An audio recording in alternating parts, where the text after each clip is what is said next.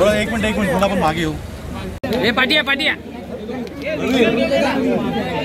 Sir समोर जरा पाठी राहू दे ना सर मागे चव्हाण सर दादा जरा खाली दादा मध्ये येतोय फोटो मध्ये मोबाईल खाली ओके संतोष मागे संतोष आलं नाही का नोंदणी असेल किंवा इतर मॅनेजमेंट असेल त्यात भाजप कमी पडलं का? एक गोष्ट लक्षात घेतली पाहिजे की मतदार नोंदणी हा विषय जो आहे तो फार महत्त्वाचा असतो आणि मतदार नोंदणी या विषयामध्ये कुठेतरी आम्ही कमी पडलो, त्यामुळे कदाचित आम्हाला त्यामध्ये यश आलं नसेल. परंतु मला खात्री आहे की यानंतरच्या काळामध्ये विधानसभेमध्ये आदरणीय महाराष्ट्राचे मुख्यमंत्री एकनाथराव शिंदेजी, आदरणीय देवेंद्रजी आणि अजितदादा या तिघांच्या नेतृत्वामध्ये आपण पाहिलं असेल आत्ता महाराष्ट्रामध्ये जे बजेट सादर झालं आहे त्या बजेट जे सादर झालं आहे मोठ्या प्रमाणामध्ये सर्वसामान्य जनतेला आवश्यक असणारे अनेक विषय या बजेटमध्ये सादर केले गेलेले आहेत. सामान्य माणसाला न्याय देण्याचं काम हे मुख्यमंत्री आणि उपमुख्यमंत्री यांच्या माध्यमातून महायुतीच्या माध्यमातून झालं आहे. त्यामुळे येणाऱ्या विधानसभा या नक्कीच आम्हा सर्व महायुतीला नक्की पोषक राहतील, यात काही शंका नाही. शिक्षकमध्ये वेळा ही निवडणूक तिसऱ्यांदा लढवत आहेत. एक अँटी इन्कम्बन्सी देखील सांगितली जात होती, पण ती मतं आता जेव्हा जाहीर झाली दिसली नाही. मी एक गोष्ट लक्षात घेतली पाहिजे की ॲडव्होकेट निरंजन डावखरे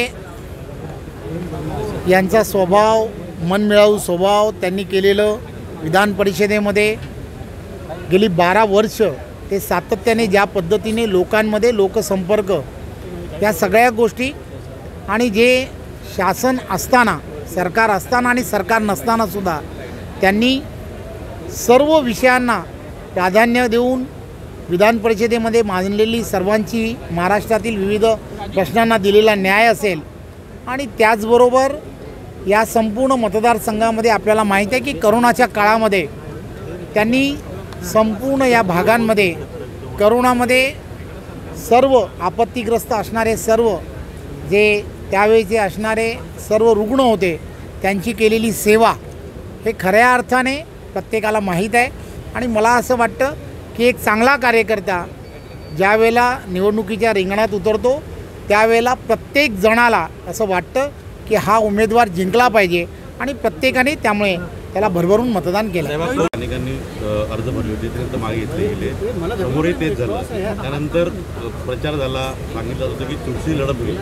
जवळपास 80 ते 81% मतदान फक्त वन साईड पडलेलं. हे आपल्याला माहीत आहे की महायुतीच्या प्रत्येक कार्यकर्त्याने प्रत्येक तालुका लेवलवरती शहरांमध्ये केलेली प्रचंड मेहनत आदरणीय पंतप्रधान नरेंद्र मोदीजी यांच्या नेतृत्वामध्ये व आमचे सर्वांचे नेते आदरणीय देवेंद्रजी, महाराष्ट्र राज्याचे मुख्यमंत्री एकनाथराव शिंदे, आदरणीय उपमुख्यमंत्री अजितदादा या सर्वांच्या नेतृत्वामध्ये आणि पूर्णच्या पूर्ण या भागामधील असणाऱ्या सर्व विविध संघटना, जवळजवळ 50पेक्षा जास्त संघटना या ॲडव्होकेट निरंजन डावखरे आणि महायुतीबरोबर काम करत होत्या. त्यांनी गेल्या काही वर्ष या भागामध्ये केलेला काम आणि कामाचीच ही खऱ्या अर्थाने पोचपावती आहे. आणि हा महायुतीला मिळालेला हा विजय हा खऱ्या अर्थाने महायुतीच्या सर्व कार्यकर्त्यांनी केलेल्या प्रचंड मेहनतीमुळे आहे, यात काही शंका नाही. आज पुन्हा एकदा सिद्ध करून दाखवलं. एक गोष्ट लक्षात घेतली पाहिजे, मुंबई आणि मुंबईच्या बाबतीमध्ये जे निर्णय जे काही माणसं म्हणत आहेत, खरं तर मी कोणाबद्दल बोलणं उचित ठरणार नाही. परंतु विधानसभा लवकरच आहेत. विधानसभेमध्ये सर्वांना चित्र हे लवकरच लक्षात येईल. कोकणात जसं आज पुन्हा एकदा सिद्ध करून दाखवलं. एक गोष्ट लक्षात घेतली पाहिजे, मुंबई आणि मुंबईच्या बाबतीमध्ये जे निर्णय जे काही माणसं म्हणत आहेत, खरं तर मी कोणाबद्दल बोलणं उचित ठरणार नाही. परंतु विधानसभा लवकरच आहेत. विधानसभेमध्ये सर्वांना चित्र हे लवकरच लक्षात येईल. कोकणात जसं स्ट्रॅटेजी चुकली का? ठाकरे गटाला जे यश मिळताना पाहायला मिळते, कुठेतरी स्ट्रॅटेजी चुकली का? भाजपने जोरदार तयारी केली होती, काय कुठे कमी पडलं भाजप? हे या संदर्भामध्ये कोकण पदवीधर जो मतदारसंघ आहे, या सगळ्या मतदारसंघामध्ये ज्या वेळेला आपण उमेदवारी ज्या वेळेला लढायची असते त्यावेळेच्या काळामध्ये नोंदणी हा विषय अत्यंत महत्त्वाचा असतो आणि ॲडव्होकेट निरंजन डावखरे असतील, महायुतीचे सर्व कार्यकर्ते असतील, या सर्वांनी कोकण आणि कोकणातील असणारा प्रत्येक कार्यकर्ता, मग तिथला असणारा शिक्षक असेल, विविध शिक्षक संघटना असतील, यांनी प्रत्येकाने प्रचंड मेहनत करून या ठिकाणी केली गेलेली नोंदणी ही नोंदणी आणि त्यामुळे ज्यांनी नोंदणी केली त्यांनी ते मतदार हे मतदान केंद्रापर्यंत आणणं हे एक सर्व कार्यकर्त्यांचं असणारं नियोजन हे फार गरजेचं असतं आणि मला असं वाटतं की हे नियोजन कोकणामध्ये अतिशय चांगलं झालं आणि त्यामुळे सहजपणे कोकणामधला विजय हा आम्हाला महायुतीला मिळाला. नाही, मुळात या मतदारसंघामध्ये तुम्ही जर बघितलं तर कार्यकर्त्यांची फळी जी काम करते त्याच्यावरच खरं तर आपल्याला यश आणि त्याच्यामध्ये आपल्याला निश्चित होतं आणि याच्यामध्ये महायुतीच्या कार्यकर्त्यांनी जी ताकद लावलेली आहे त्याच्यामुळे 1 लाखाहून जास्त मतदान या इकडे मला पडलं आहे आणि त्याच्यामुळे मी महायुतीच्या सर्व कार्यकर्त्यांचा, महायुतीच्या सर्व नेत्यांचा, सर्व पक्षांचा, सर्व शिक्षक संघटनांचा, मुख्याध्यापक संघटनांचा, सर्व मतदारांचा मनापासून आभार व्यक्त करतो. थोडं पुढे ना, थोडं पुढे.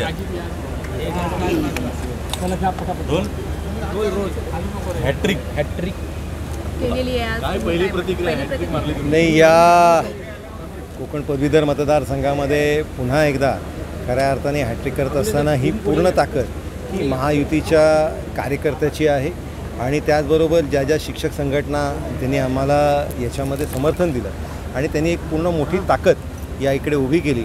माननीय फडणवीस साहेबांच्या नेतृत्वामध्ये राज्यामध्ये भारतीय जनता पार्टीचं काम करत असताना माननीय शिंदेसाहेब आहेत, माननीय अजितदादा आहेत, यांच्यामध्ये राज्याचं काम करत असताना खऱ्या अर्थाने या मतदारसंघामध्ये माननीय चव्हाण साहेबांचं जर आपण बघितलं तर लोकसभा असेल किंवा आताची निवडणूक असेल हाताला गुण आहे असंच खऱ्या अर्थाने प्रत्येक कार्यकर्त्याची भावना आहे आणि त्याच्यामुळे या मतदारसंघामध्ये चांगलं यश आणि त्याचबरोबर सर्व पक्षाच्या आपल्या कार्यकर्त्यांनी पूर्ण संघटनात्मक ताकद याच्यामध्ये दाखवून दिली.